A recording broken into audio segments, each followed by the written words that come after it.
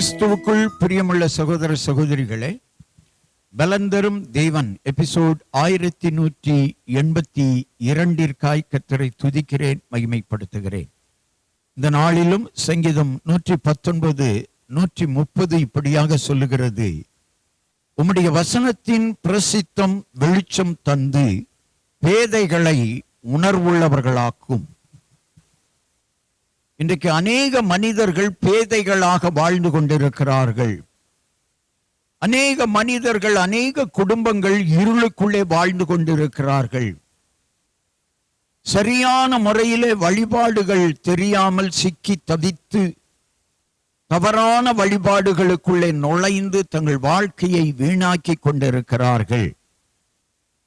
ஒரு மனிதனுடைய வாழ்க்கையிலே இருள் அகல வேண்டுமானால், இருளில் நடக்கிற ஜனங்கள் வெளிச்சத்தை காண வேண்டுமானால், தேவனுடைய வார்த்தைகள், தேவனுடைய வசனங்கள் அவர்களுக்குள்ளே வர வேண்டும். தேவனுடைய வார்த்தைகள் தான் ஒரு மனிதனின் இருளை வெளிச்சமாக்கும்.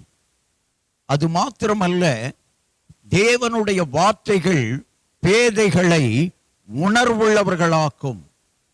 உணர்வற்ற சூழ்நிலையிலே வாழ்ந்து கொண்டிருக்கிற ஒவ்வொருவருக்கும் தேவனுடைய வார்த்தை உணர்வை தந்து வெளிச்சத்தை தரும். இருளில் வாழ்கிற ஜனங்கள் வெளிச்சத்தை கண்டதை போல இன்றைக்கும் உணர்வற்ற சூழ்நிலையில் வாழ்ந்து கொண்டிருக்கிற ஒவ்வொருவருக்கும் உணர்வை தந்து வெளிச்சம் தந்து வாழ்க்கையிலே ஆண்டவருடைய வசனம், ஆண்டவருடைய வார்த்தைகள் உயர்த்தும். கண்களை மூடி ஜெபிக்கலாம்.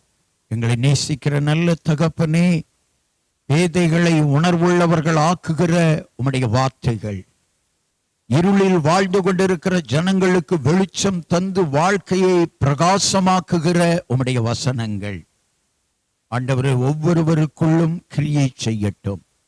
உம்முடைய வார்த்தையை நம்பாத பிள்ளைகள், உம்முடைய வேத போதனைகளை நம்பாத பிள்ளைகள் இன்றைக்கு அநேகர் இருளுக்குள்ளே சிக்கி தவித்துக் கொண்டிருக்கிறார்கள். அவர்கள் எல்லாரையும் வெளிச்சத்தின் பாதையில் நடத்தும்படியாய் உம்முடைய வசனங்கள், உம்முடைய வார்த்தைகள், உம்முடைய கட்டளைகள், உம்முடைய போதனைகள் அவர்களுக்குள்ளே பாய்ந்து அவர்களை உணர்வுள்ளவர்களாய் மாற்றி அவர்கள் வாழ்க்கையின் இருளை வெளிச்சமாக்கட்டும். இருள் மறையட்டும். வெளிச்சம் ஒவ்வொருவரின் வாழ்க்கையில் உதித்து பேதைகளை ஞானவான்களாக, உணர்வுள்ளவர்களாக மாற்றட்டும். இயேசு கிறிஸ்துவின் நாமத்தில் ஜெபிக்கிறேன் பிதாவே, ஆமென், ஆமென்.